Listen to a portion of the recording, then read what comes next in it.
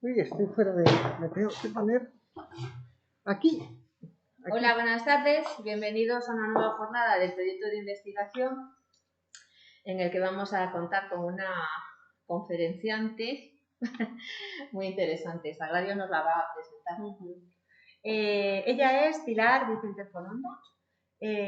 Principalmente ella es una escultora muy importante y muy reconocida en nuestra provincia, pero además de ser una escultora licenciada en Bellas Artes y doctorada también por la Universidad de Granada, es una especialista en género. Entonces ella lo que tiene son muchos estudios y ha profundizado mucho en el estudio sobre el género y el arte relacionado. Entonces nos parecía una idea estupenda que ella viniera a hablarnos de esa parte oculta que siempre hay en el arte de las mujeres, cómo hemos sido invisibilizadas, cómo no estamos o en qué momento aparecemos y cómo aparecemos en el arte y en la historia del arte.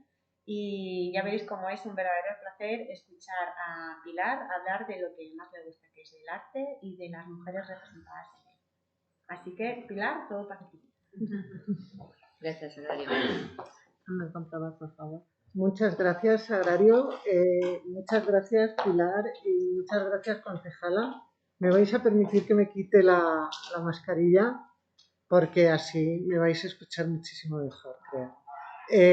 Bueno, es un placer estar en Brihuega y más que me escuchéis hablar, yo quiero que sea un compartir. Vamos a llevar a cabo esta reflexión de dónde tenemos las mujeres la memoria.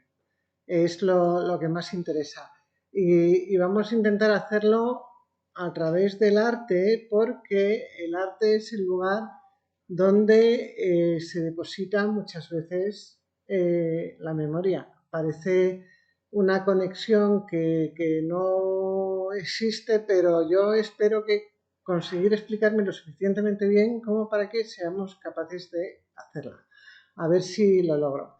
Y quiero empezar un poco explicándoos esta cosa de la Herstory, de qué es la Herstory, que es en lo que me especialicé cuando hice mis estudios de doctorado y saqué mi diploma de estudios avanzados, que es una cosa que ya no existe porque yo ya empiezo a ser una especie de dinosaurio en extinción también. Y bueno, la Herstory es una de las H's de aquel acrónimo que hacían las neoyorquinas feministas de los años 70 con la palabra witch, con la palabra bruja, que se autorreivindicaban como brujas, como witches, y cada vez que salían a la calle a hacer alguna acción callejera de estas de más sujetadores con los gorros de bruja y estas performances que hacían, entre otras, Robin Morgan, y que ella recogió en un libro que se llamaba Sisterhood is Powerful, la sororidad es poderosa, la hermandad de mujeres es poderosa, pues había uno de estos acrónimos donde la H de witch, de bruja, era la Herstory, ¿no? Había una frase donde aparecía esta H, donde decía que la Herstory era la historia de mujeres reunida para acometer la historia de la humanidad. Para acometerla. A mí la frase en inglés suena todavía mucho más contundente, pero me pareció aquello como una declaración de principios que tenía que poner en valor y bueno, yo la cometí, la cometo y la cometeré en los días que me quedan por vivir porque me parece que es un lugar interesantísimo para reivindicar nuestros lugares de memoria, reivindicar dónde fue la memoria de las mujeres y qué es lo que ha pasado con nuestra historia, ¿no? La historia de los hombres se cuenta con H mayúscula, es la historia contada por los hombres, desde los hombres, para los hombres, y es la que está en los libros que nos hacen estudiar a todos y a todas, porque lo que estudiamos en el colegio es aquello que se hizo en la Ilustración, porque es cuando se crearon las escuelas, y cuando se crearon las escuelas a nosotras no se nos esperaba dentro. Nosotras no estábamos hechas para el aprendizaje, estábamos hechas para los cuidados y así era la idea que existía. Y entramos en los colegios contra la voluntad de ellos. Esto se ve muy bien en el Emilio de Rousseau, donde se explica, el Emilio es este libro que escribe Rousseau sobre cómo debe ser un buen ciudadano en la Revolución Francesa, ¿no? Que es cuando aparece esto de fraternidad, igualdad y no me acuerdo cómo sería, ¿no? Pero fraternidad viene de frater, que es hermano, ¿no? Lo de sor, hermana, ni estaba ni se le esperaba. Y dentro de este Emilio hay un capítulo que es la educación de Sofía. Y si ves la educación de Sofía, Sofía estaba para él y solo para él, pero en absoluto estaba para sí misma, ¿no? Y desde luego en absoluto tenía que ir a la escuela. Es cuando Mary Wollstonecraft coge y escribe Vindicación de los derechos de la mujer y la ciudadana y pone ahí en la plaza pública que las mujeres tienen derecho a la educación, es una vindicación de la educación de las mujeres, ¿no? Y entonces aparece esta idea de que podemos ser educadas y una idea somera de que en algún momento se podrá quizás recuperar nuestra historia y a partir de ahí empezamos a construir lo que actualmente conocemos como el feminismo y estos 300 años de historia feminista que empezamos a tener ahora, ¿no? Luego aparece contemporánea a Mary Wollstonecraft Olympia de Gouges, que hace esta declaración de las mujeres de los derechos de la mujer y la ciudadana y 2 años después le cortan la cabeza por aquello de que si la mujer tiene derecho a subir al cadalso también tiene derecho a, ¿no? O sea, pues toma, para que sepas que tienes razón, ciudadana.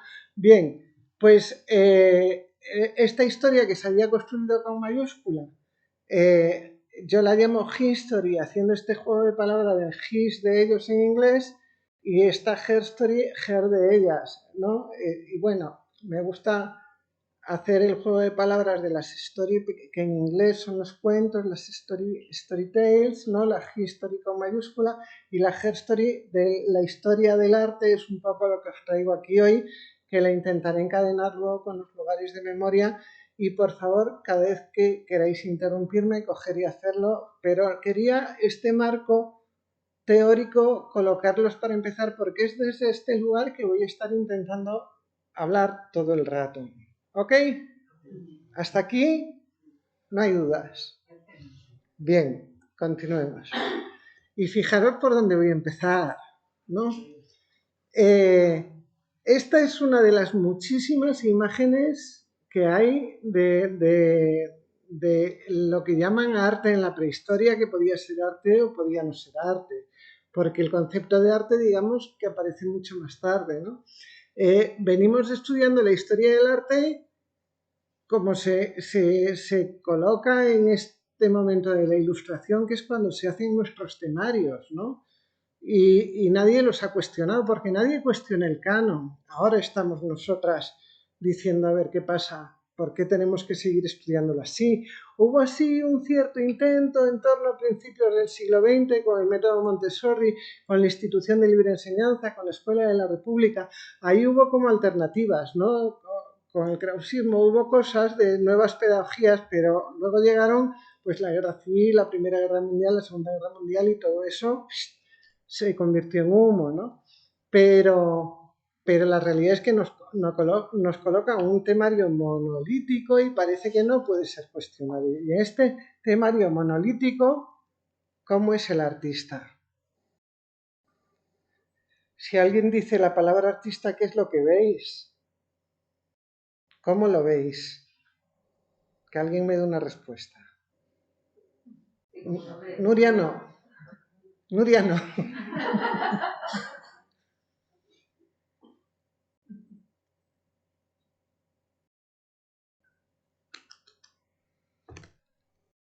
Artista, ¿qué pensáis?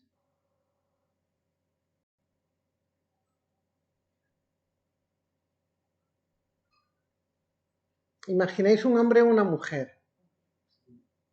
Un hombre blanco, negro, latino, europeo, africano, claro, y más bien italiano, o sea, tenemos un estereotipo dentro de la cabeza, ¿no? Y normalmente entre 35 y 55 años, normalmente el triunfador, hay un estereotipo de artista. Y está construido aquí. Igual que vemos esto y vemos un señor en el año 2012, creo que fue, en una publicidad del Museo Arqueológico, creo recordar, esto lo tengo así sin atar, no lo he revisado estos días, se hizo una publicidad donde era una mujer la que estaba pintando los bisontes de la cueva de Altamira y se montó un lío porque cómo nos atrevíamos a poner una mujer pintando las cuevas de Altamira, ¿no? Y yo me preguntaba, pero ¿cómo saben quién pinta las cuevas si ninguno estuvimos allí? ¿No? O sea, si no ha habido testigos de aquel hecho, ¿cómo se atreven a decir si fue una mujer o si fue un hombre quien estuvo? Bien, a mí me gusta pensar, y esto es un ejercicio de imaginación que yo tengo mucha, que estaba ahí toda la tribu que acababa de la primavera y habían florecido las zarzamoras, se habían cogido más moras de las que se podían comer y se habían metido un entripado tremendo de moras, pero la cueva estaba fría, húmeda y de repente una de las personas, niño o niña, mujer u hombre, no se sabe, apoyó la mano sobre la pared, como la cueva estaba fría y húmeda, estornudó y manchó de morado todo el entorno de la mano. Y cuando quitó la mano dijo, ¡oh! Y fue, entonces es que no estaban prácticamente ni vestidos, ¿no? Y tenían muy poco vocabulario. Y fue a avisar, entonces vinieron todos, y montaron ahí una fiesta.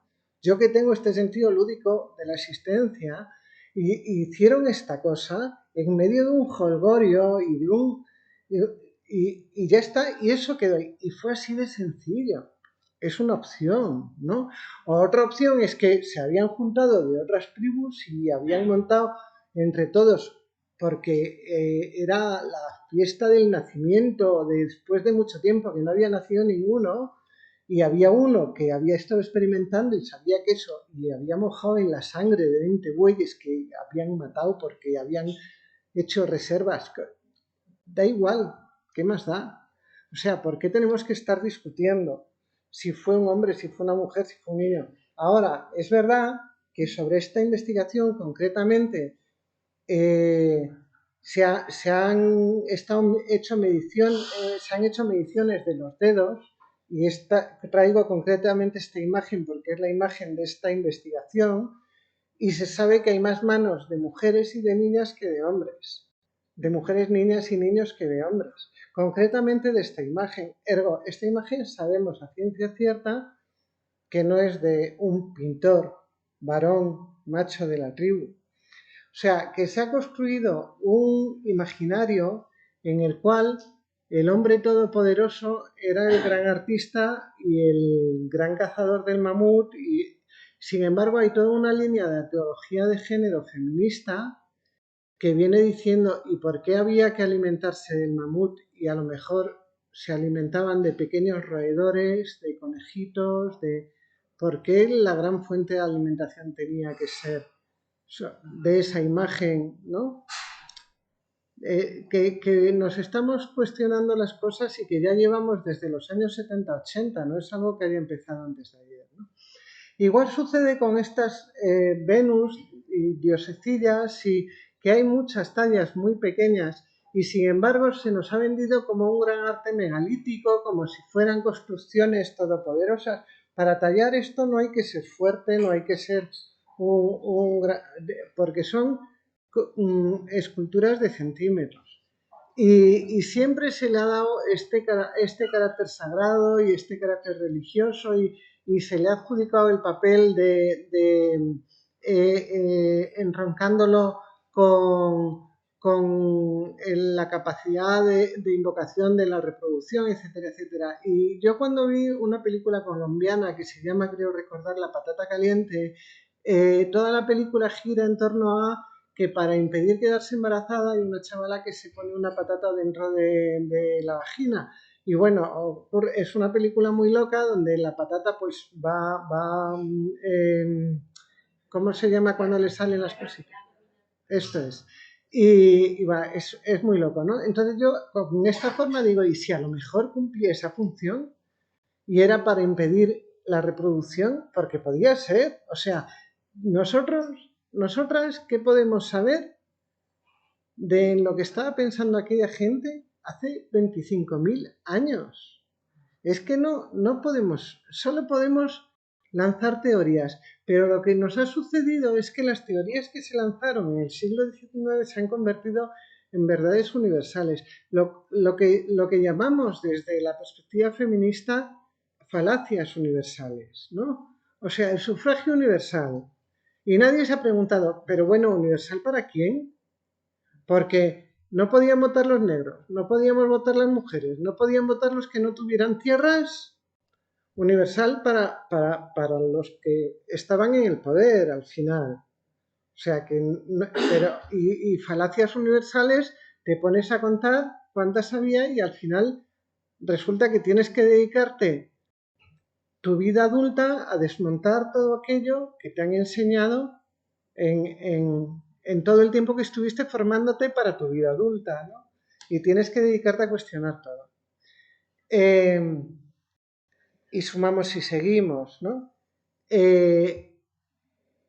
Nos cuentan el hombre como medida de todas las cosas cuando llegamos al Renacimiento y cuando la idea de arte empieza a conformarse ya después de que hayamos pasado pues de este arte prehistórico al arte griego, al arte romano. No puedo meterme mucho no puedo meterme mucho en la historia del arte universal, ¿no? ¿Universal para quién? Cuando estamos hablando de todo este arte mediterráneo, cuando la bolita del mundo es algo mucho más grande, ¿no? Aquí yo me acuerdo cuando emigré a República Dominicana, que llegaba yo con toda mi idea de arte europeo, como si fuera el arte universal, y empiezo a dar clase allí en la universidad y mis alumnos me miraban como si fuera una marciana, de esta doña, ¿de qué va? ¿No?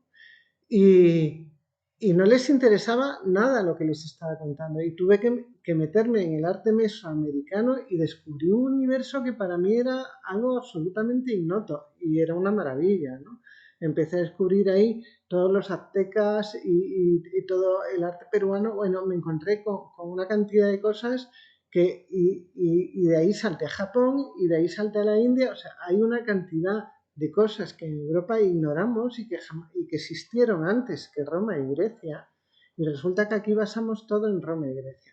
Bueno, pues pasamos de eso, pasamos todo el arte visigodo, del que aquí en Guadalajara tenemos auténtica joya en Ricópolis y que la ignoramos de un modo que a ver si nuestra junta se arranca, ya que tengo aquí hoy micrófono, y empezamos a hacer algo interesante con ello. Y llegamos a esta monja maravillosa de la Baja Renania en Alemania, que debiera de estar en nuestros libros de texto en un lugar absolutamente privilegiado y sin embargo prácticamente nadie la conoce, que crea esta imagen del hombre-mujer como centro del cosmos y de todo lo creado y hace un ser que es absolutamente andrógino, no es ni hombre ni mujer y lo coloca como medida y además crea toda una mística. Esta es la explicación de su sexta visión, Hildegarda, para poder explicar lo que ella siente, lo que ella no siente, y esta es la explicación que yo os transmito. Podrían haber otras tantas explicaciones sobre por qué ella hace lo que hace. Ella va a pedirle permiso a San Bernardo de Claraval para poder hablar de sus visiones, de las visiones que tiene con Dios. Ella dice que Dios le habla, que tiene visiones y estas visiones son las que plasma tanto en sus láminas como en sus escritos, ¿no? Y entonces aquí tenéis, no se ve súper bien la diapositiva por esta línea de luces, pero tenéis los vientos del norte, del sur, del este, del oeste. Bueno, ahí está la wiki, la podéis buscar en la wiki. Sobre Hildegarda en internet hay muchísima información. Yo soy una hildegariana descalza porque todo lo que ella escribe tiene una poética maravillosa, pero sus ilustraciones son una auténtica delicia para deleitarte contemplándolas. Pero fijaros la casualidad del parecido tremendo con el hombre de Vitruvio. Y el hombre de Vitruvio es el referente del Renacimiento como el canon, como la medida del canon. Pero no solo es el referente, sino que el hombre de Vitruvio se refiere a Vitruvio. Leonardo hace una genealogía y hace un ejercicio de memoria sobre un arquitecto romano del siglo I que había tomado una serie de notas sobre la medida del ser humano varón, no sobre el ser humano, sobre el ser humano varón.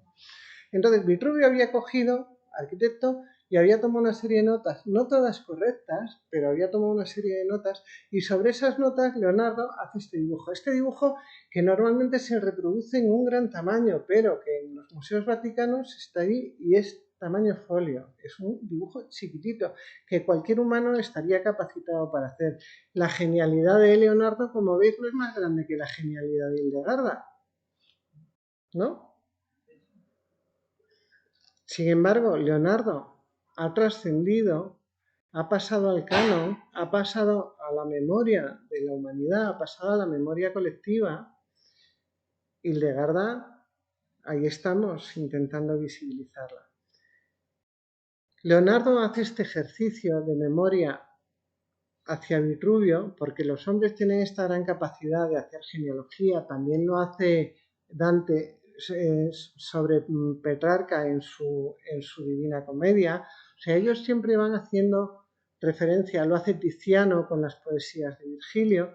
Ellos siempre tienen esta capacidad para referenciarse cuando están trabajando sobre algo. Siempre se dan el pie.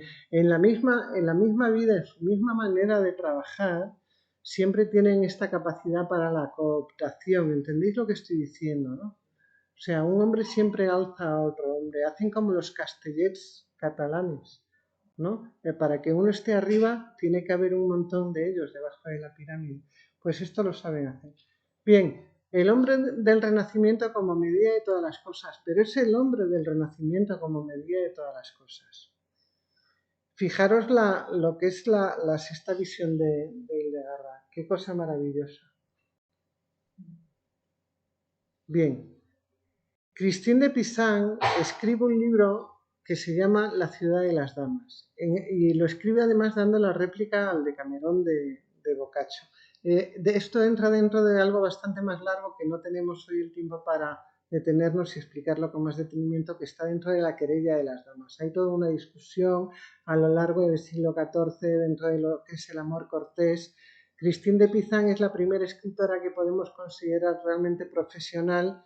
Es hija del médico de la corte, es hija del astrónomo de la corte, se casa con el médico de la corte, fallecen los dos y ella se encuentra con los hijos, con la madre, que tiene que de algún modo valerse y ser autónoma, consigue el permiso del rey para escribir las cartas que las damas de corte le van pidiendo, porque estamos en estos tiempos del amor cortés, en un momento en que no todas las mujeres saben escribir y entonces ella se dedica a hacer de amanuense.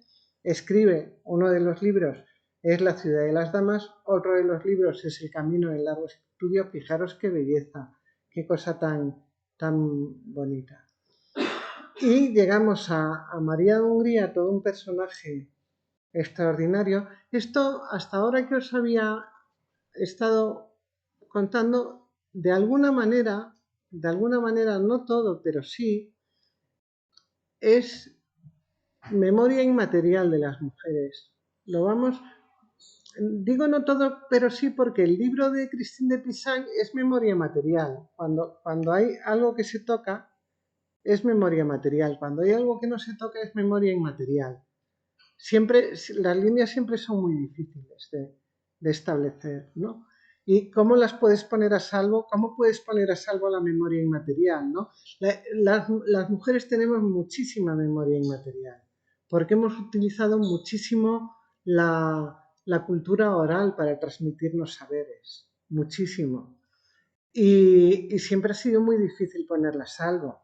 En los años oscuros de la Edad Media, que para las mujeres no fueron tan oscuros, éramos las grandes sanadoras y las parteras, nos encargábamos nosotras mucho del tema de botánica. Bueno, Hildegarda de Bingen escribió todo un tratado de botánica que además en medicina se usó mucho en su momento y que ha llegado hasta ahora. y fundó 2 conventos. Bueno, tiene todo. A Hildegarda hay que visitarla, os digo, de verdad, hacedme caso. Es que no me puedo entretener en todas y cada una y voy a mencionar a muchas, ¿de acuerdo? Pero toda esta cultura y toda esta sabiduría femenina la hemos transmitido y todavía a día de hoy la seguimos transmitiendo de manera oral. El cuidado de los días, que no tiene fin, que es un continuo, que dice Clara Coria en El sexo oculto del dinero, ¿no? que estamos en constante movimiento. Lo que hace un hogar digno, que es un derecho fundamental, la subida y la bajada de las persianas para que la tapicería no se oxide, eso no te lo da ningún tratado de cuidado del hogar. Pero eso es algo que nosotras sabemos hacer y que además enseñamos a los hijos y a las hijas a hacerlo. ¿A que me estáis entendiendo todas muy bien?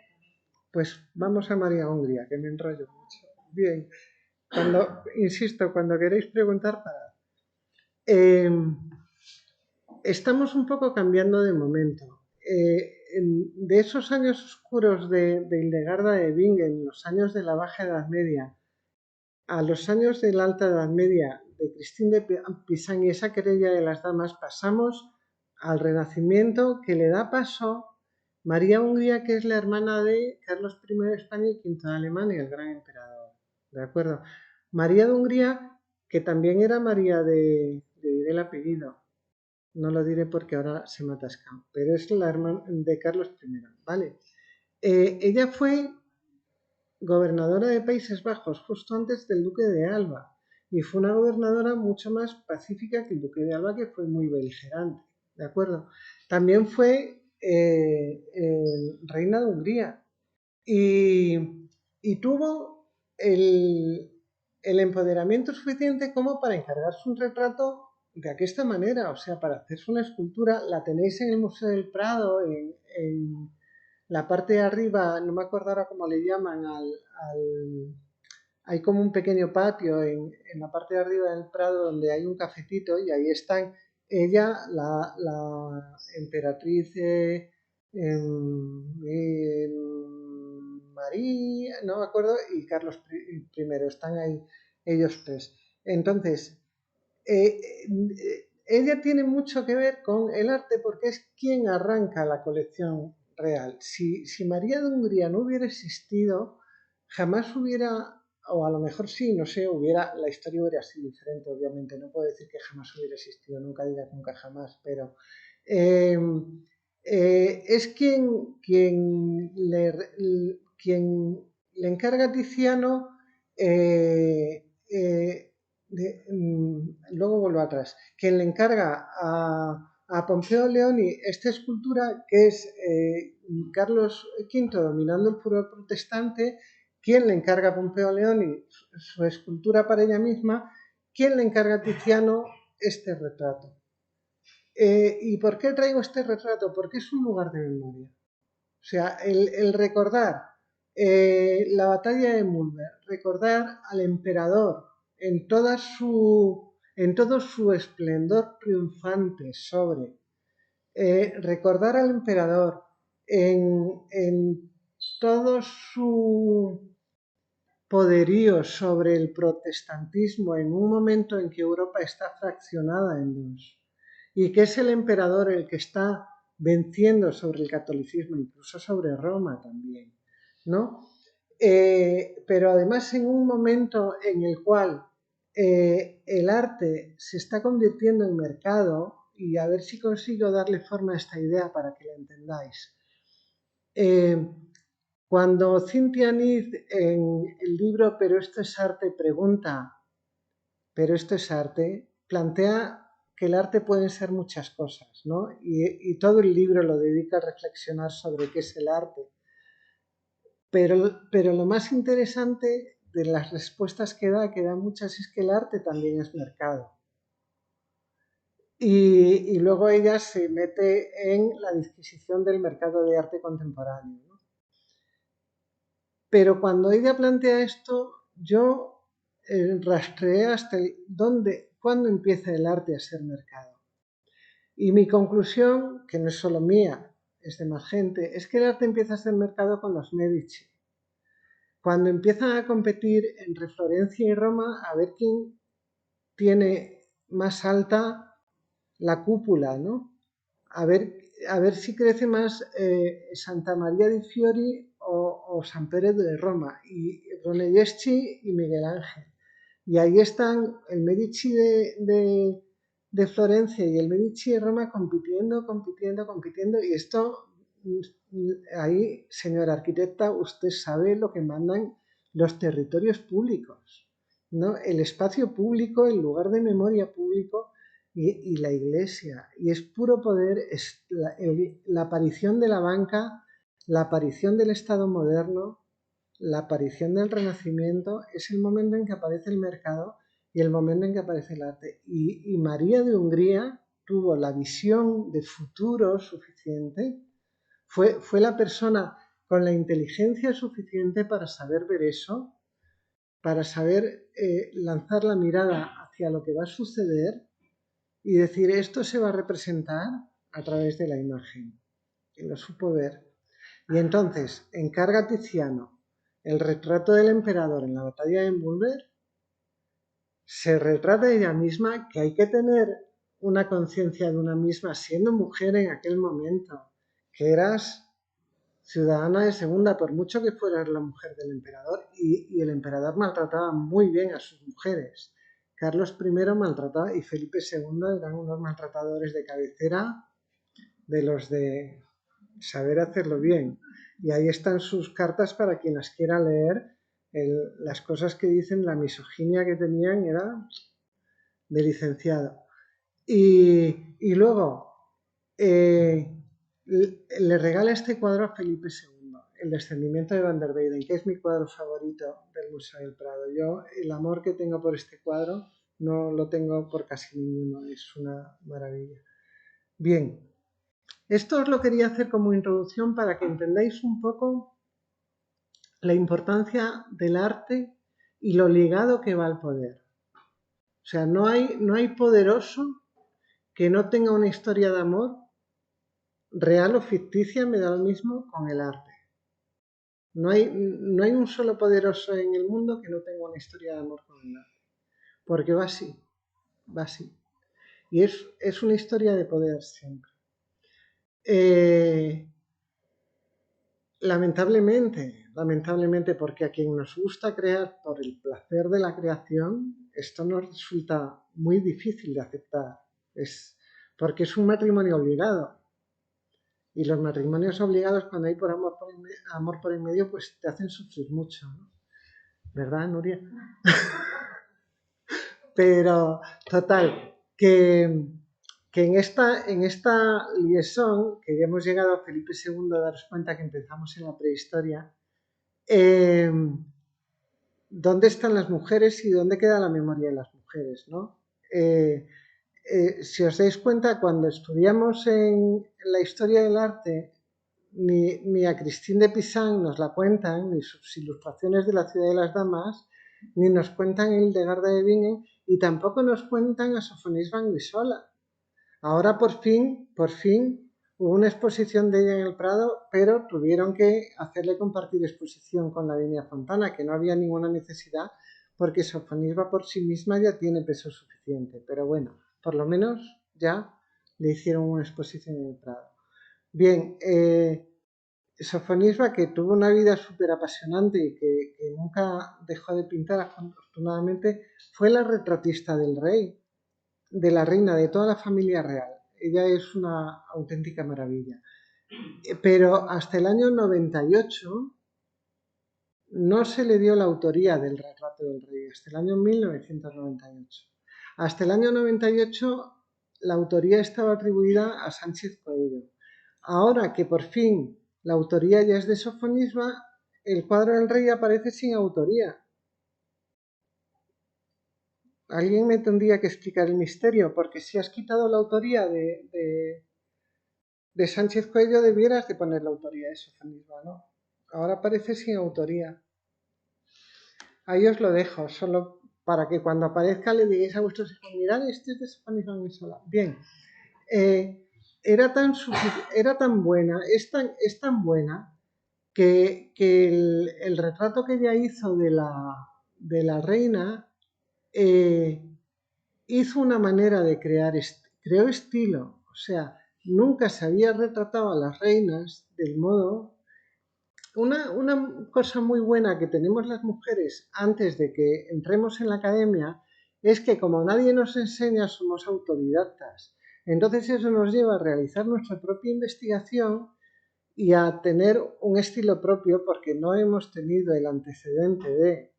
Entonces esto a ella le hace inventarse esta cosa y al final, como tiene esta calidad, quien la copia genera el estilo de ella, ¿no? Bueno, ese cuadro se destruyó en un incendio del Alcázar, no me acuerdo muy bien exactamente qué. El tema es que lo que nos ha llegado hasta ahora son las copias de Pantoja de la Cruz. Y a mí me gusta mucho contarlo, porque Pantoja de la Cruz era el gran maestro al que estaban atribuidos muchos cuadros de Sofonisba que en las restauraciones han ido apareciendo y se le han ido reatribuyendo. Entonces, el orgullo de que por fin se vaya haciendo justicia poética, ¿no? Y luego, una anécdota que no puedo privarme de contar es esta, ¿no?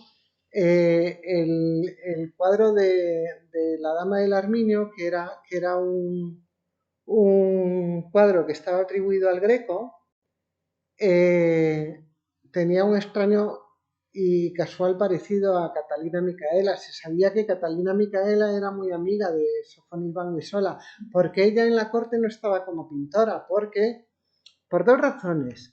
Una, Velázquez tampoco estaba como pintor, os acordaréis que en más de una ocasión se cuenta la anécdota de que se pinta la cruz de Caballero de Santiago porque él venía de una clase medio noble, en un momento en que ser medio noble te impedía trabajar para ganarte el pan, porque eso no estaba bien visto si eras, bueno, rollos de estos de pijerío, de algún modo, ¿no? Entonces, a Sofonisba le pasó un poco que su padre tenía aspiraciones de ser un señor de clase más o menos bien. Entonces ella estaba como dama de compañía de Isabel de Valois. Isabel de Valois es un matrimonio infantil. Ella cuando se casa con el rey tiene 13 años, daros cuenta. Y paré a los 2 años, o sea, paré con 15 años. Muere súper joven y muere por supuesto de parto. O sea que el tema es que ella es dama de corte de la reina y se queda con las niñas cuando la reina muere. Y es muy amiga porque, claro, era como el Aya. Ella también era muy joven y las va acompañando. Entonces la retrata. María Kuschek, que era una investigadora, que es un poco la descubridora de Sofonisba, mantiene que la pintora de la Dama del Arminio era Sofonisba Anguissola y lo mantiene por el tremendo parecido que hay, si os dais cuenta, entre el retrato de Catalina Micaela, que sí que está atribuido a Sofonisba Anguissola, y fijaros el montaje el tremendo parecido que hay. Bueno, en esta última exposición, quienes han tenido los cuadros, porque este cuadro está en Estados Unidos, en una colección de difícil acceso, está allí, ¿no?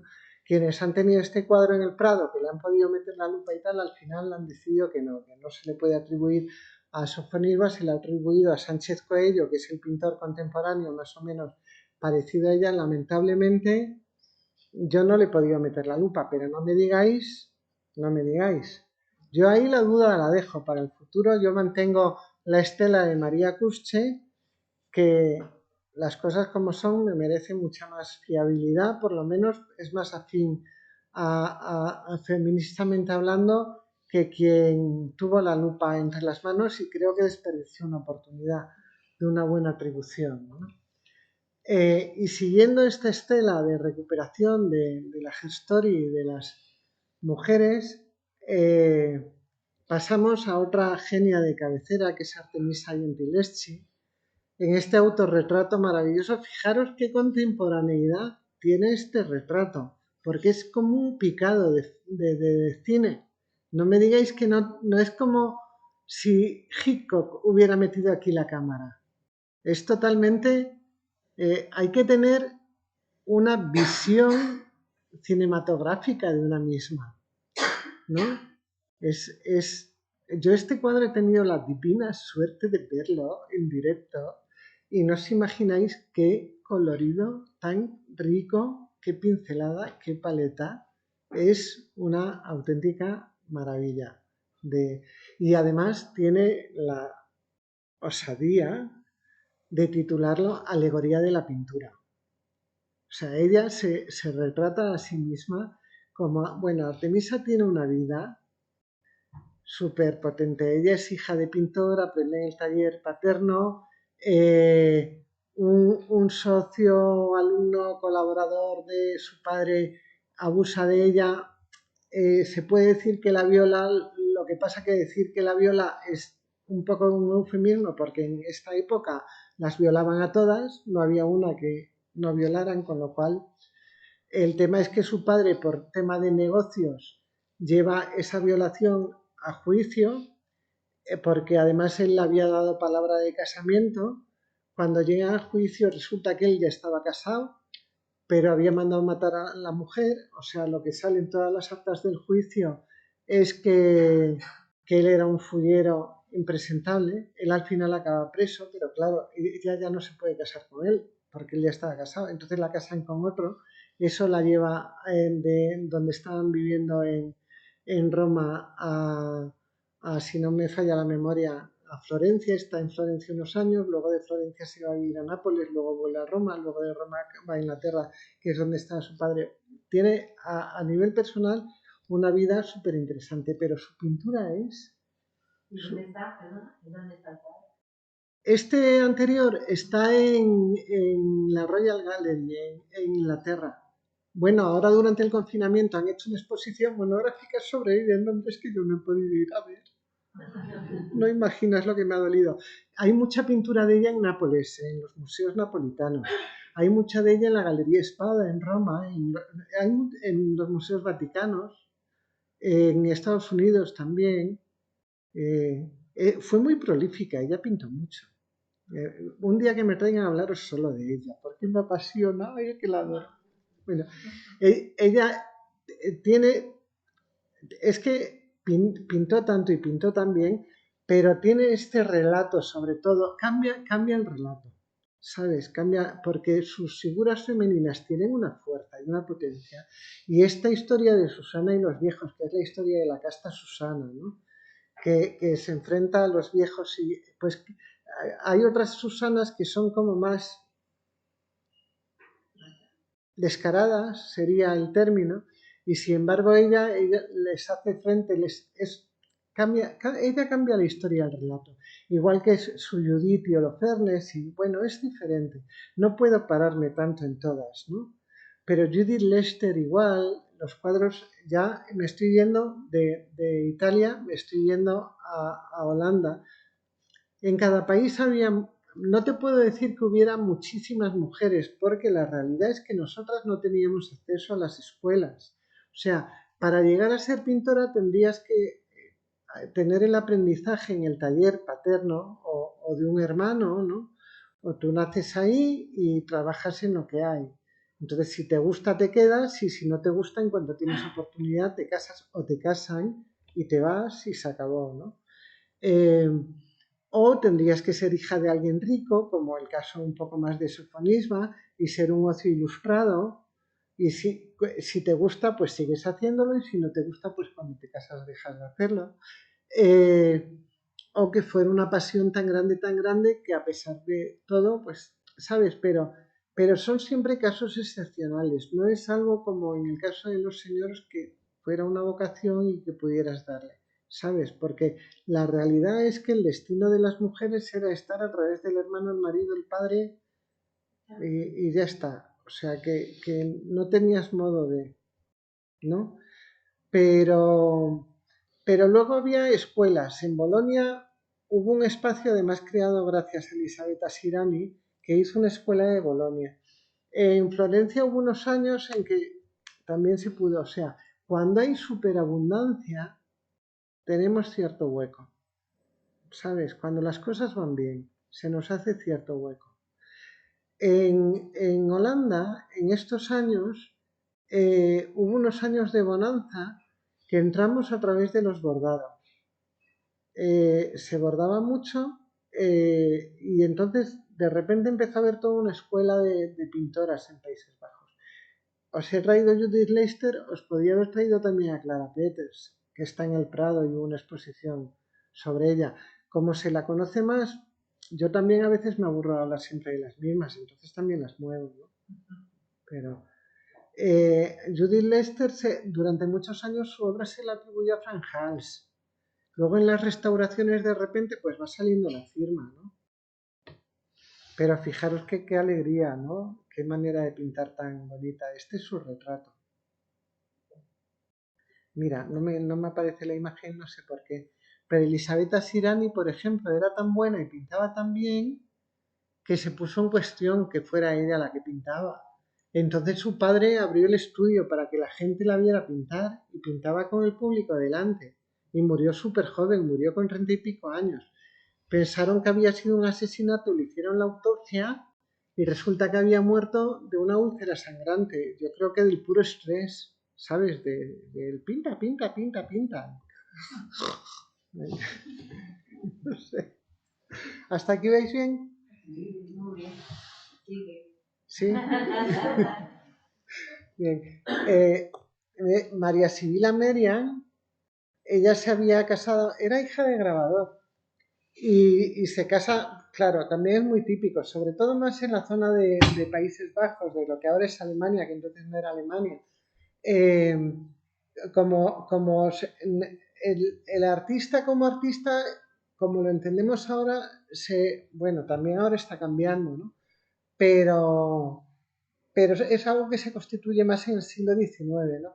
En estos momentos era más, funcionaba más por gremios y además como no fueras parte del gremio no tenías capacidad ni de vender lo tuyo ni de que ni siquiera de poder trabajar porque no te vendían los materiales, no tenías cabida y no tenías cabida directamente, ¿no? Entonces ella hija del padre y se casa con el gremio porque te movías en ambientes muy pequeñitos, ¿no? Y enviuda. Entonces ella se queda con todos los materiales del marido y bueno, y luego además es que hay que entender cómo funcionaban las casas talleres, ¿no? Entonces se cocinaba y se vivía todo en el mismo sitio. Y en el mismo sitio donde se estaba cocinando se estaban también machacando los pigmentos. O sea, llegaba la piedra de lapislázuli que habían comprado y no sé dónde y con eso se hacía el azul. Y llegaba la cochinilla de no sé dónde y con eso se hacía el rojo. O sea, no era como ahora que te vas y te compras un tubo de óleo, un bote de acrílico, se fabricaba en el taller. Y la que estaba ahí moliendo la piedrilla en era la mujer de turno o el niño esclavo que habían comprado. El concepto de taller era muy, muy diferente, ¿no? Y entonces Marisibila Merian se conocía muy bien el oficio. El tema es que con su hija y con su nieto se embarca para Surinam y se hace esta investigación. Bueno, ella tenía obsesión por los bichos. En un momento en que todo el tema de los bichos era súper... lo conectaban mucho con el demonio y porque estás en pleno momento del protestantismo y todo esto. Pues ella está obsesionada con los insectos. Pues se va a Surinam y hace toda una investigación sobre la metamorfosis de la mariposa. Y es la entomóloga que documenta la metamorfosis de la mariposa. Y hace una colección de 300 grabados que fijaros qué bonitos. O sea, son 300 planchas de grabado a varios colores. Esto es, para quien sepa de grabado, es súper costoso de hacer, ¿verdad, Nuri? Es, Claro. Imagínate además en 1700, para no manchar las hojas. Yo esto lo veo y digo, madre mía, me nuevo currazo. Bueno, pues se lo acabó comprando el zar de Rusia. O sea, que triunfó, pero yo me lo imagino con las sayas aquellas que usaban embarcándose ahí. O sea, son unas vidas, pero luego es que es tan bonito y el trabajo de observación, ¿no? Es que me parece que eso es que es algo que hay que recuperar. Y yo cuando hago los talleres con los niños y niñas es algo que me gusta mucho, ¿no? El coger el tiempo suficiente de poner un par de hojas de plantas sobre la mesa y dibujarlas. Vamos a tomarnos ese tiempo de calma, ¿no? De poder dibujar solo un par de hojas de un rosal y cómo son las hojas del rosal. Y vamos a ver si somos capaces de dibujarlas, solo eso, para detenernos sin observar algo, sin el móvil, sin la tele, sin ruido, sin música, solo observando la hoja del rosal, ¿no? Y la pongo a ella como ejemplo, porque me parece que es, o sea, hubo una señora que hizo eso y descubrió qué es lo que pasaba con los gusanos, ¿no? O sea, hay que recuperar y además de recuperarlo, poner en valor que hubo una señora que en 1700 lo hizo. ¡Ay, que se nos borra! No las cosas raras. Bien, fijaros, también otro de mis ejemplos así favoritos. Isabel de Farnesio, que es una reina de la que se suelen decir cosas y hay cosas escritas de sus cortesanos que son fatales, ¿no? Y sin embargo fue una reina que además de estar pendiente de un rey al que se le iba la cabeza de una manera tremenda, ¿no? Y estuvo muy pendiente hasta que su hijo por fin llegó al trono y resolvió. Fijaros qué belleza de Madonna, ¿no? Qué maternidad tan bonita, está hecha en Petit Point. Y entonces también esto es el debate de qué es el arte, las artes menores, las artes mayores, ¿no? ¿Quién tomó la decisión de que la costura no podía ser un gran arte? ¿No? ¿Por qué un tapiz es un arte menor? ¿Por qué la pintura es un arte mayor? Esta división que hay de pintura, escultura, arquitectura, de arte y artesanía, que esto Griselda Pollock en Aldrich Mistress lo desarrolla muy bien, ¿no? ¿Por qué los kilims de los indios nativoamericanos no son un gran arte y sin embargo sí que es un gran arte la pintura? ¿Quién le da más valor a una cosa y quién le da más valor a otra? ¿Por qué la utilidad sí y la utilidad no? ¿No? Y a mí esto me parece una delicia.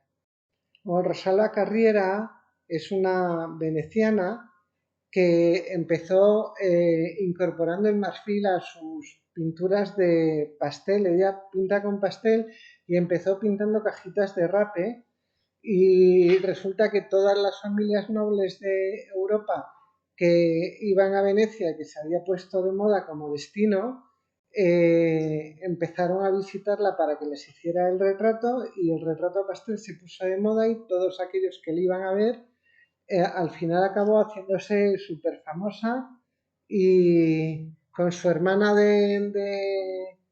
de marchante y bueno, no os imagináis acabó siendo académica hasta en París, académica en Venecia, académica en Florencia y luego ella se autorretrataba, se autorretrataba y una capacidad para el dibujo, pero empezó dibujando lo que son las cajitas de rape en miniaturas, ¿no? En chiquitito, chiquitito. En este cuadro es a quien retrata es a su hermana en el retrato que tiene en la mano.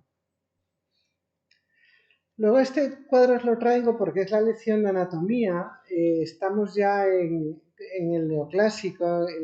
Es un momento súper interesante porque, claro, vamos llegando y hay un momento en que vamos aporreando la puerta, ¿no? Porque al final hemos llegado. O sea, en 1910 ya se nos abren las puertas de la academia y aquí ya estamos a 150 años de que se nos abran. Bueno, que se nos abran. Ayer entró una académica en la Real Academia de la Lengua y lo colgó Gemma Lienas en Twitter y un señor que dijo, ha entrado por cuota. Yo todavía me estoy riendo, ¿no? Digo, bueno, por cuota habrán entrado todos los demás porque son mayoría de hombres.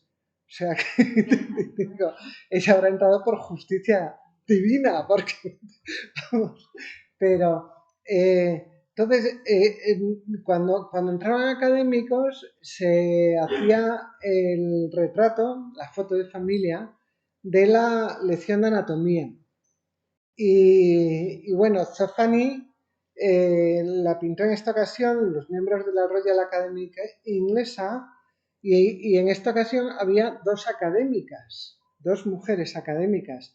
Una era Kate Moss y la otra era Angelica Kauffman. Angelica Kauffman era una mujer tremendamente vital, con una historia que si la leéis flipáis la cantidad de cosas que le dio tiempo de hacer en su vida, porque estuvo en la corte de Moscú exponiendo 300 cuadros, estuvo en Suiza casada con un diplomático, estuvo en Francia, retrató a la familia del rey de Nápoles, o sea, es que viajó por toda Europa, pero es que además estuvo en Inglaterra introduciendo las tesis de Winkelmann, o sea, es la que saca a Inglaterra del gótico. Sabéis que Inglaterra tuvo un gótico muy largo, muy largo, muy largo, muy largo, que se habían quedado ahí rayados consigo mismos, los muy, muy british ellos, ¿no?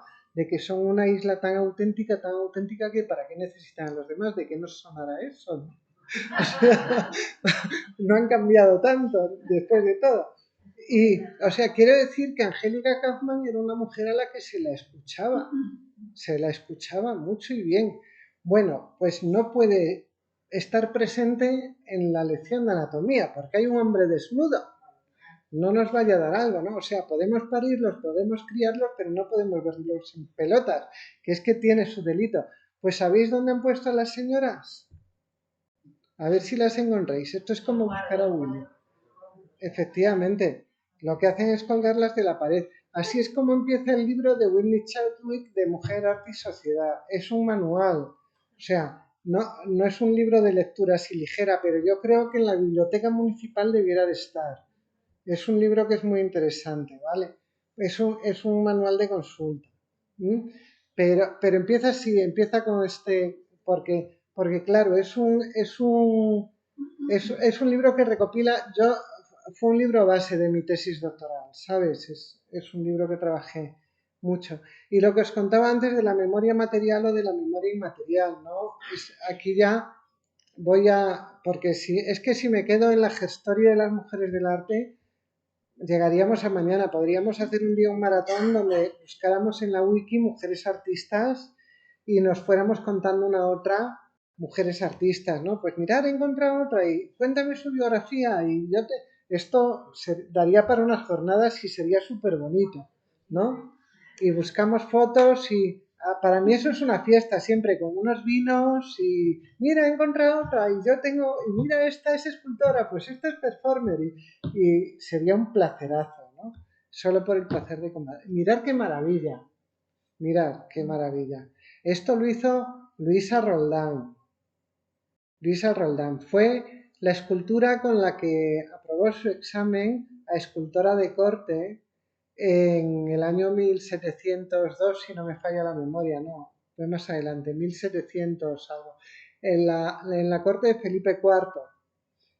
Luego Carlos II nunca llegó a cobrar, porque era una corte que ya administrativamente era tan desastre, y ella murió haciendo voto de pobreza, haciendo el certificado, no me acuerdo exactamente el nombre administrativo de lo que le pasó, pero fijaros qué maravilla de escultura bueno, y si la veis en directo, es que son 4 metros, es una belleza. Rumoreaban por la corte que ella se había autorretratado en el ángel y que había autorretratado a su marido en el demonio, que lo sepáis.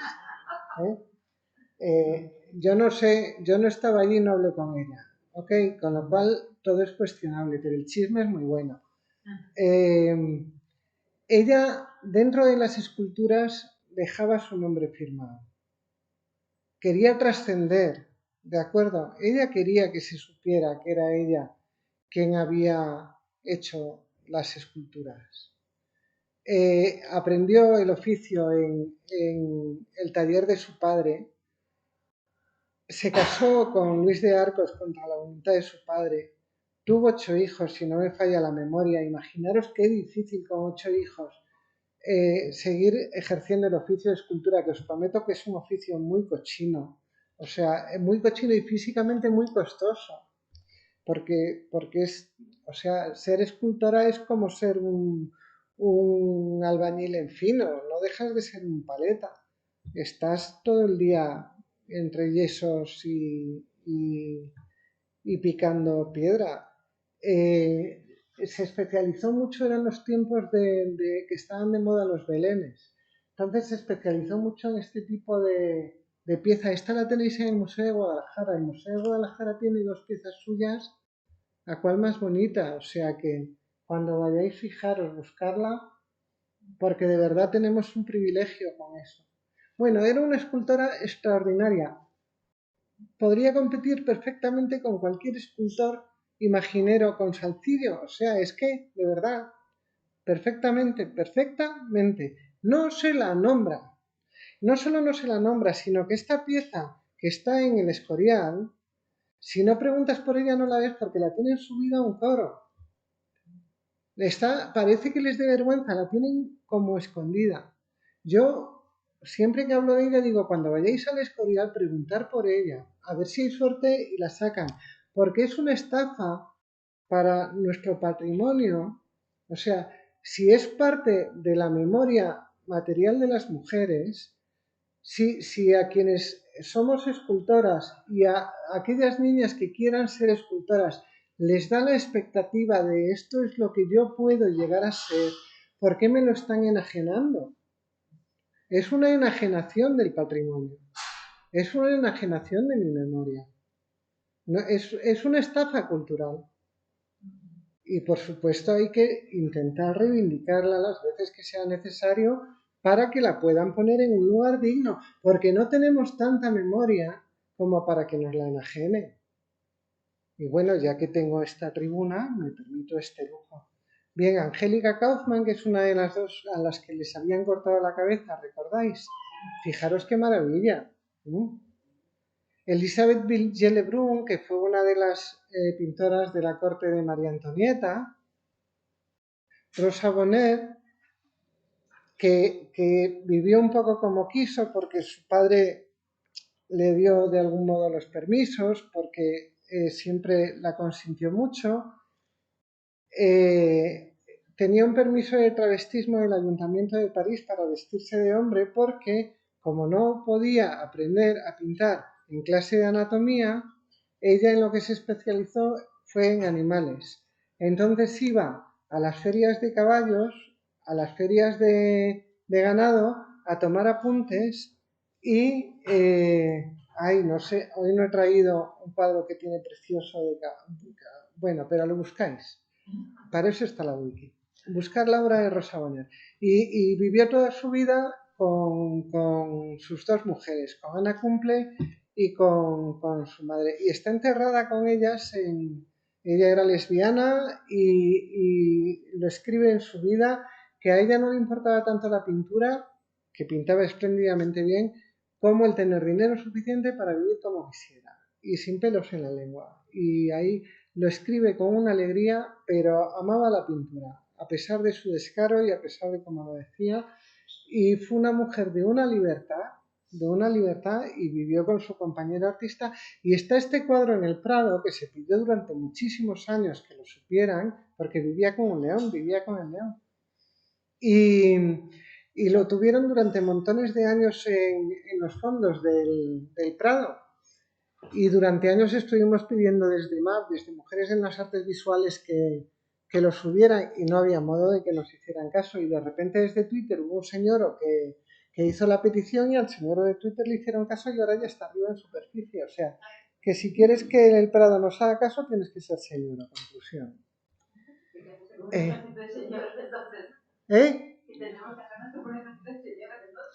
Es una idea. Mira, sí. Ajá. Bueno, me voy acercando a lo que son los lugares de memoria. Vale, fijaros lo que puede ser el oficio de la escultura, ¿no? Ahora, evidentemente, las cosas ya se hacen de otra manera, estamos mucho más mecanizadas y ya no es tan manual el trabajo de escultor, ¿no? De escultora. Pero es que esta foto es espectacular, la de Harriet Hosmer, ¿no? Ella es norteamericana. Pero bueno, ella era hija de médico, con lo cual ella pudo aprender anatomía en la escuela de medicina, que fijaros, ¿no? Que, o sea, siempre encontramos triquiñuelas, siempre encontramos trampas para aprender. Ella se hizo súper famosa y se hizo súper rica con la escultura. O sea, ella construyó cosas. O sea, llegó a ser una escultora de poderío. Y fijaros qué pedazo de taller llegó a tener en Roma. O sea, ahí está con sus talladores, con sus ayudantes. Tuvo un pedazo de equipo y fijaros qué pequeñita era, ¿eh? Ella es la del centro.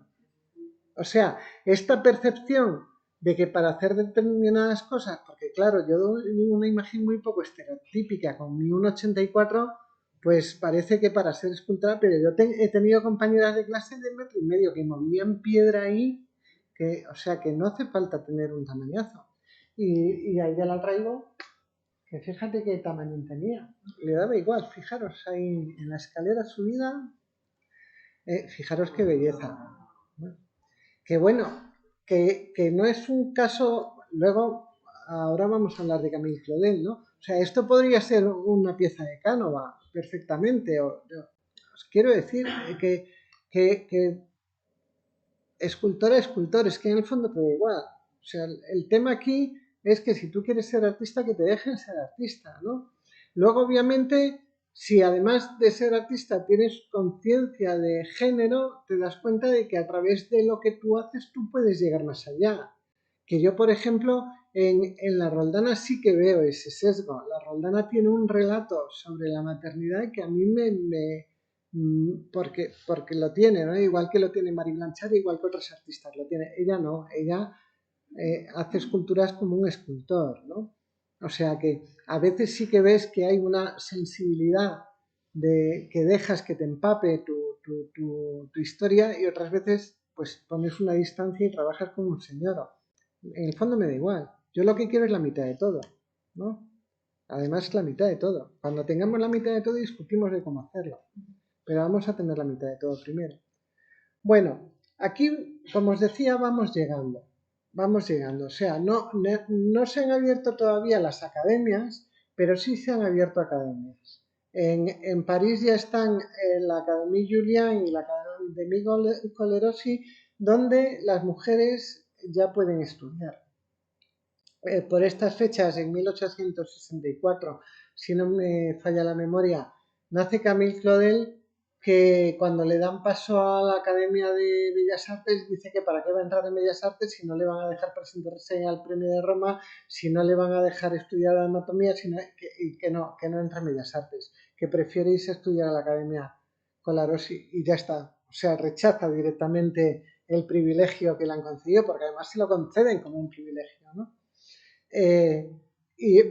Pero ya vamos entrando, o sea, lo que antes estaba absolutamente prohibido deja de estar prohibido. Y por ejemplo, Berthe Morisot y su hermana, porque están estudiando pintura las dos, se casan además las dos con dos pintores impresionistas,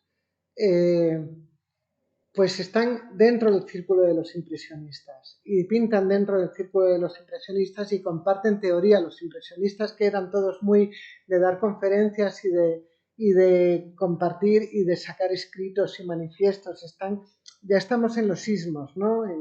En esa época del 1900 donde está todo el mundo compitiendo a ver quién es más original, el puntillismo, el cubismo, el fauvismo, estamos en ese momento. Bueno, pues ahí están Berthe Morisot y su hermana, está también Marie Cassatt y se está dando esta cosa que está muy discutida. Esto es una discusión que tenemos, no es una discusión que esté resuelta. De si hay una pintura de mujeres, si hay una pintura de hombres, si hay temas de mujeres, temas de hombres en el arte, ¿no? Y es una discusión que está en construcción, un work in progress. Yo mantengo que sí, que en algo sí. En este momento, ¿por qué sucede? A ver si lo explico bien. Hasta ahora, todo lo que se había pintado era desde la mirada de los hombres. La mujer era un objeto en la historia del arte y el hombre era el sujeto en la historia del arte. Ahora entramos nosotras como sujeto de la historia del arte. Entonces construimos este relato que hasta ahora no estaba contado. ¿Por qué? Porque a los hombres no les interesaba para nada qué pasaba a la hora del desayuno. por ejemplo, ¿no? O no les interesaba nada quién dormía los bebés, por ejemplo, ¿no? También os traigo los ejemplos sesgados, ¿no? Si te pones a contar todos los cuadros que se han pintado, pues es algo a lo mejor que todavía tenemos que hacer. El coger todos los cuadros que se pintaron ese año y ver qué temáticas había, pues tenemos que seguir analizando. Pero la mirada que hay es otra, ¿no? Esto lo explica muy bien Patricia Mayallo en Mujeres en el Arte. No me acuerdo muy bien del título, pero bueno, si buscáis Patricia Mayallo, ella habla mucho de la mirada, ¿no? La mujer que mira y a su vez es mirada, ¿no? Pero está claro que las mujeres en el espacio público normalmente no ocupábamos el papel de esta señora que va vestida de sufragista y que va con el catalejo pero que no está mirando exactamente al escenario, sino, o sea, estamos contando otro relato o a lo mejor estamos buscando el relato que queremos contar. ¿Me entendéis lo que quiero decir? Bien, pues por ahí. O fijaros, ¿no?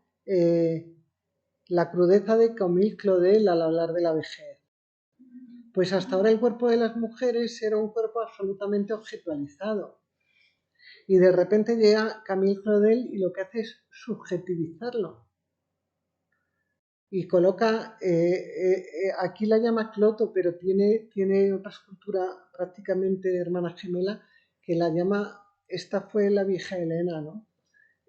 Donde el retrato es de una modelo que había sido muy bella y ella está hablando de cómo nos deterioramos, cómo los cuerpos de las mujeres que habían sido muy bonitos, y está hablando de algo que nos sucede, que es algo de lo que Camille Claudel habla mucho, de las cosas que nos suceden. Fijaros esta escultura que es una auténtica maravilla, a mí me parece una delicia. Yo cuando llegué de París, del Museo Camille Claudel, que os invito a que vayáis a verlo, está a una hora de París. Si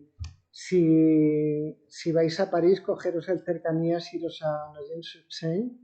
Es un viajecito muy breve y además es como una procesión. El tren está lleno de mujeres solas que salen del tren y van directamente hasta el Museo de Camille. Da mucho gusto ver que es como un viaje universal, ¿no?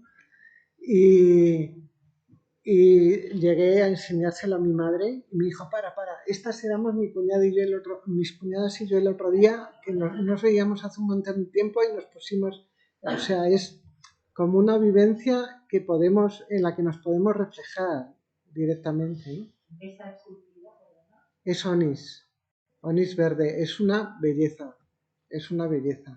O esta otra, fijaros, ¿no? Cualquiera que nos hayamos bañado en pelotas con las amigas, sabemos que esto es así.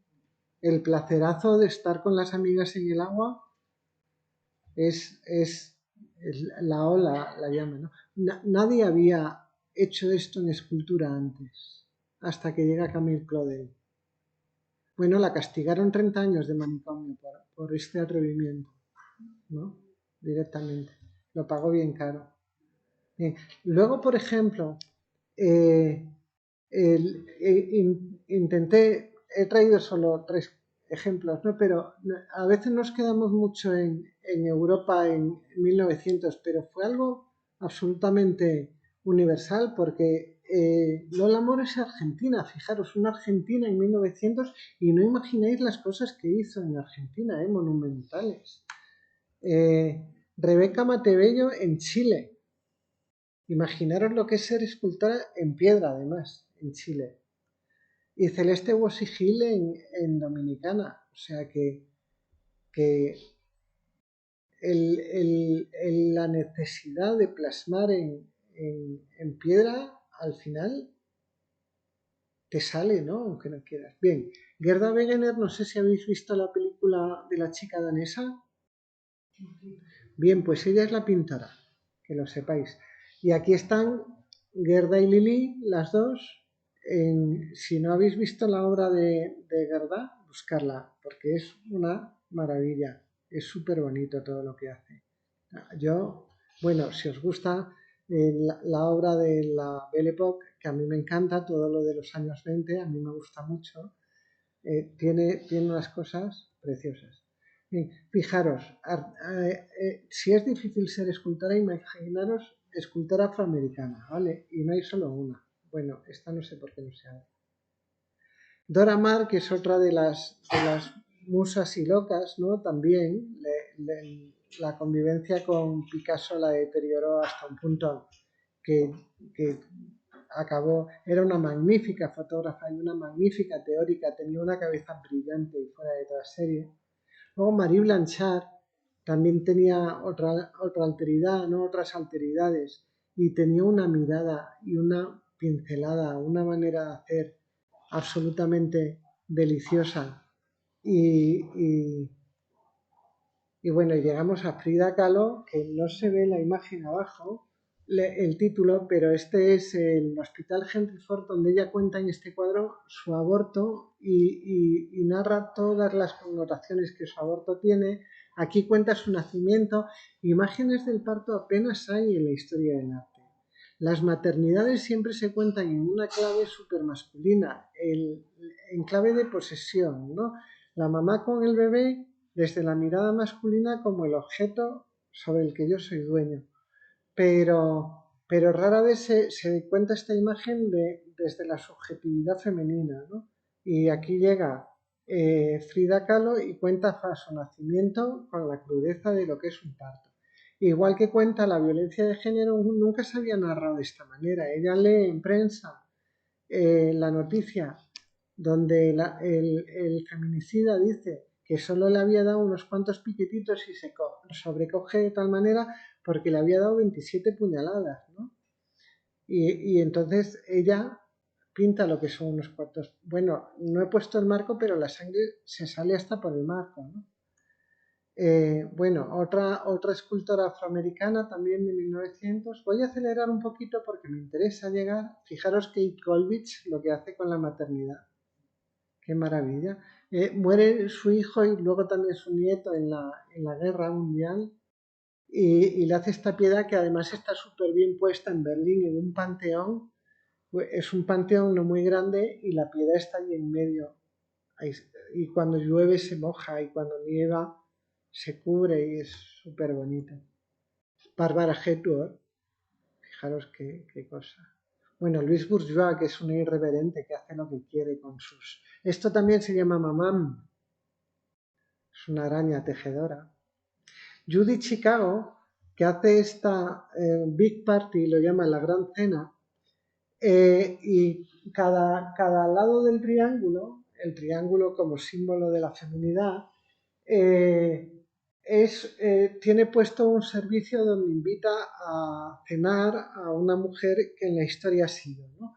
Entonces, por ejemplo, Emily Dickinson, Virginia Woolf, cada uno de los platos tiene un objeto de cerámica con la representación que quería hacer. Invitó a muchas artesanas a ayudarle aquí.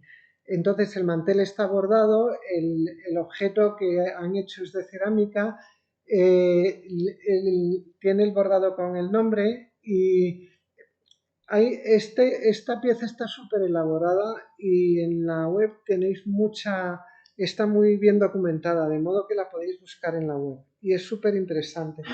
El suelo son 999 baldosas, si digo bien el número, y es de Heritage Floor, el suelo de la herencia. Y en cada una de las baldosas hay el nombre de una mujer. Entonces, por ejemplo, está el nombre de Luisa de Medrano, la primera mujer que leyó cátedra en la historia, que podemos decir que fue la primera mujer catedrática, aunque todavía no haya quien la haya nombrado catedrática honoris causa, que yo creo que ya va tocando para que podamos llamarla catedrática con propiedad y con libertad, ¿no? Pero está nombrada Luisa de Medrano, por ejemplo, en una de esas baldosas, ¿no?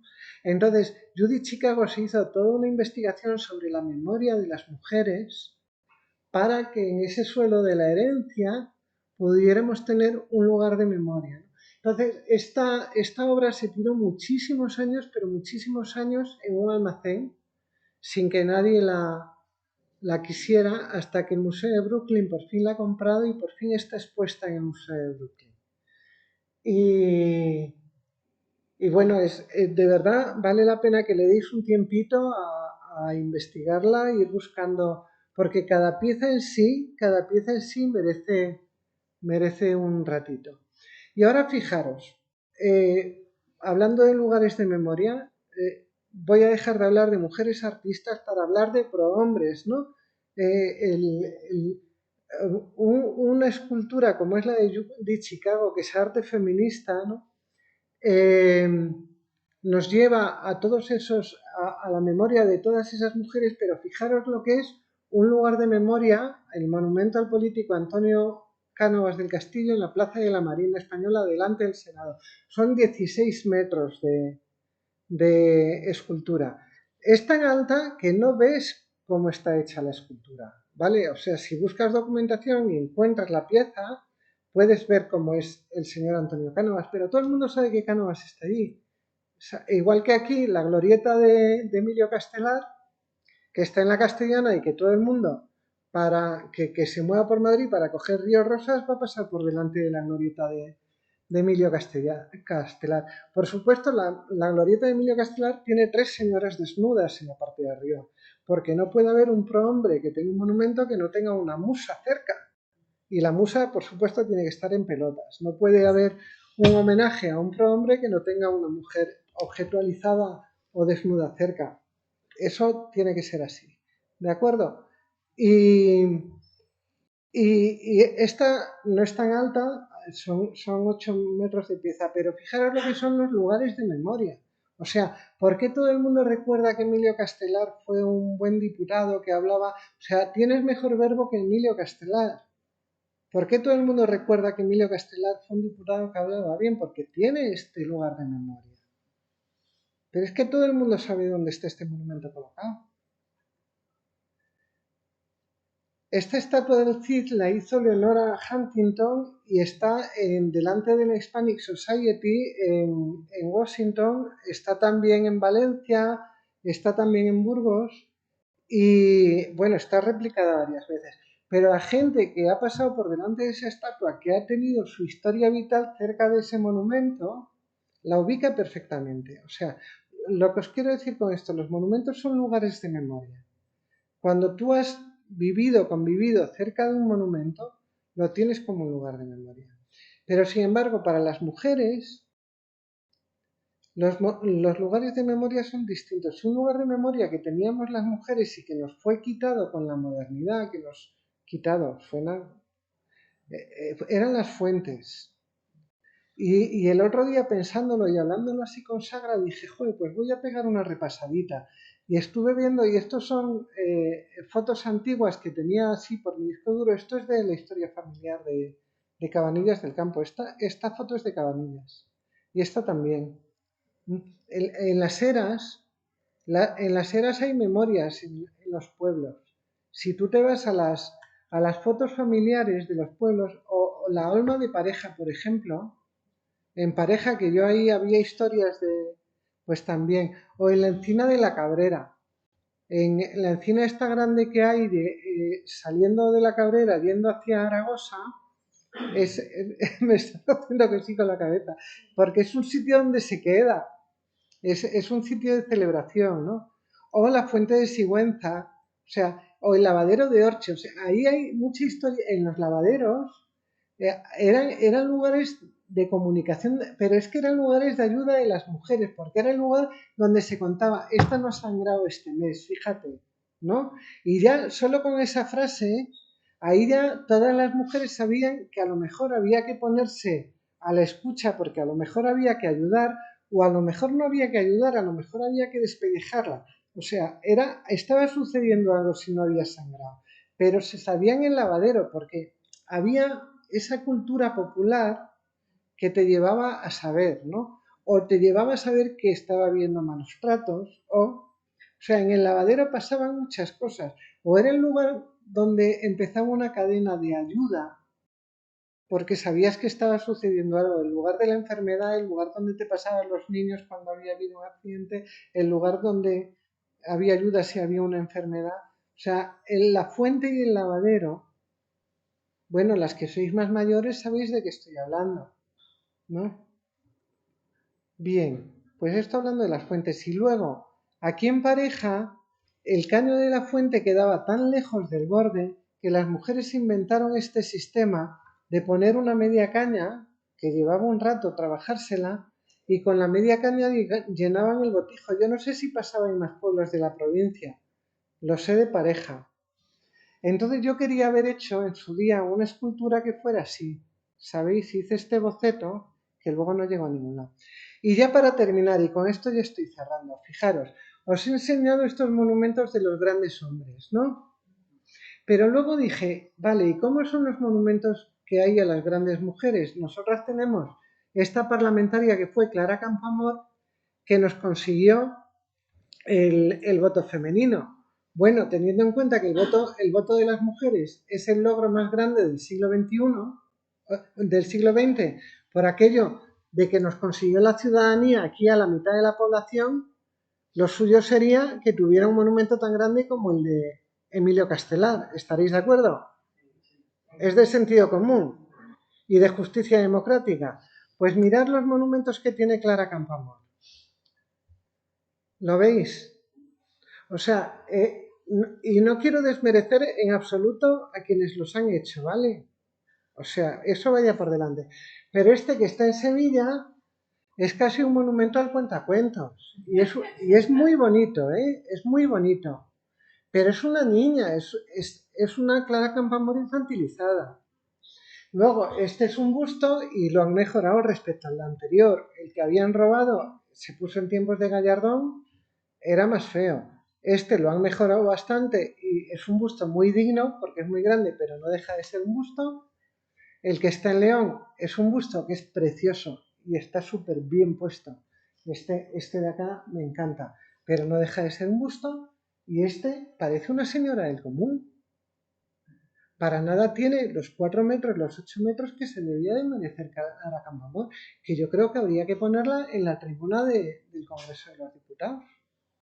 Y ya termino con esta historia que me encantó como lugar de memoria, porque ya tengo que terminar, ¿verdad?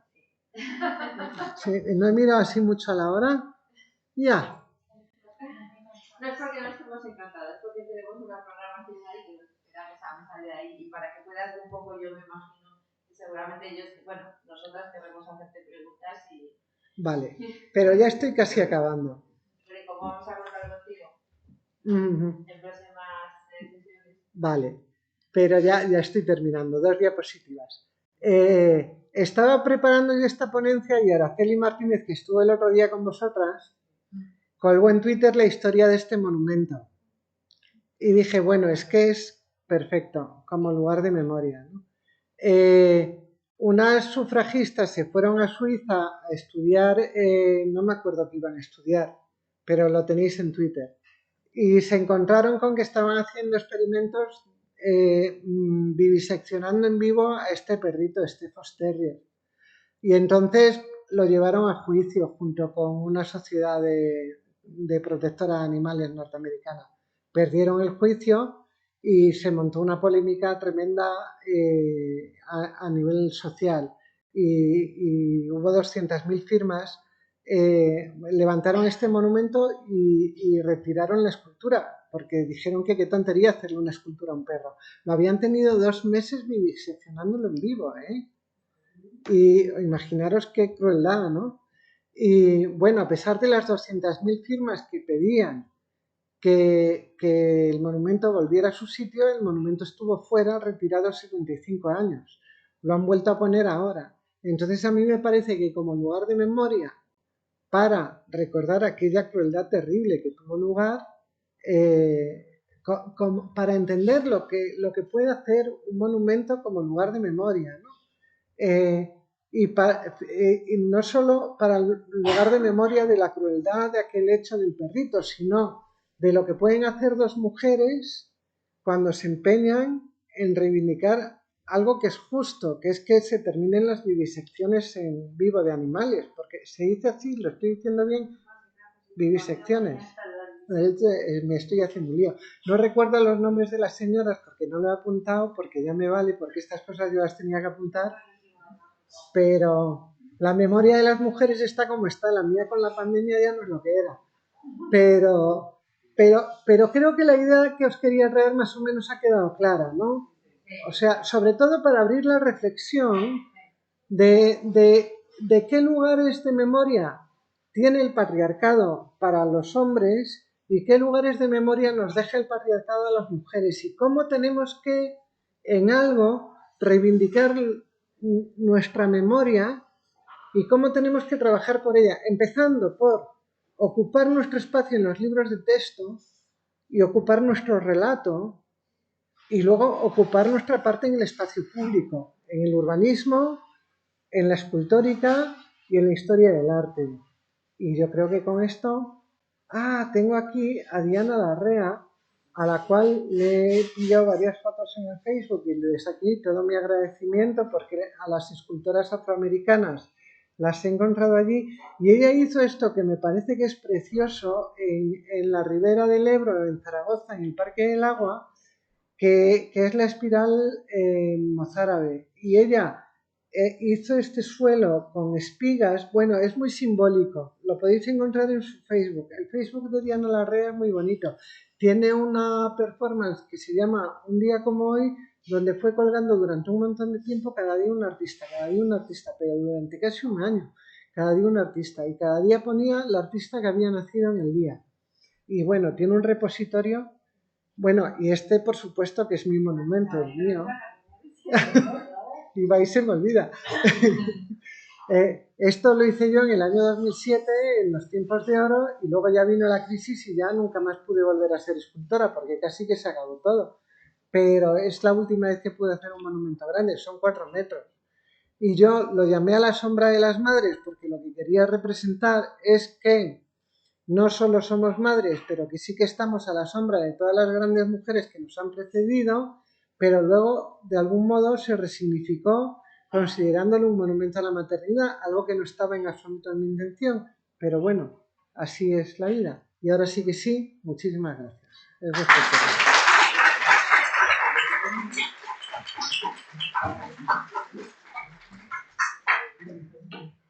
Muchas gracias. A vosotros. Pilar, muchas gracias. Muchas gracias, Pilar, por poner voz a todas estas mujeres, que yo creo que hace mucha falta todavía que evolucionemos más. Y nada, quiero agradecerte tu asistencia. Pilar va a estar con nosotros en los talleres, también acompañándonos. Y bueno, quiero dar las gracias sobre todo a las personas que están haciendo posible este proyecto y a todas las asistentes que estáis compartiendo vuestros momentos con nosotras, ¿vale? Muchísimas gracias.